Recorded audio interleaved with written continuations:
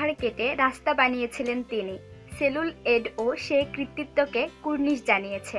এবার সেরকমই এক অসাধ্য সাধন করলেন কেরলের পৌর। প্রায় অসাড় শরীর নিয়েও টানা ৩ বছরের চেষ্টায় আস্ত একটা রাস্তা তৈরি করে ফেললেন তিনি। বছর ৫৯ এর শশীর শরীরের একটা দিক প্রায় অসাড়। বহুকাল আগে নারকেল গাছ থেকে পড়ে গিয়েছিলেন। তারপর থেকে আর স্বাভাবিক জীবনে ফিরতে পারেননি। ছোটখাটো একটা ব্যবসার কথা ভেবেছিলেন।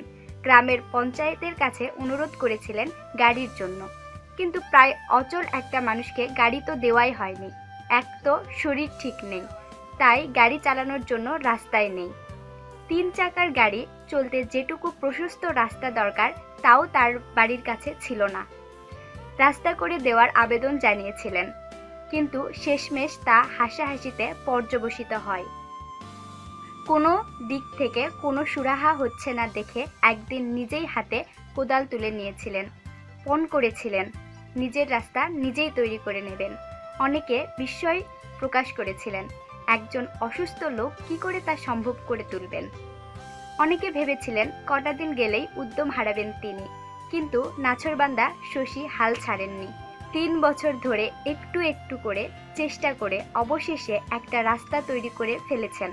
বিস্মিত প্রতিবেশীরা, যারা এককালে মুখ টিপে হেসেছিলেন, আজ তাদের মুখে কুলুপ। অসম্ভবকে সম্ভব করতে সকলেই পারেন না, কেউ কেউ পারেন।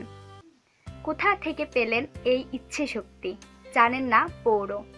শুধু তার মুখে লেগে স্মিত হাসি।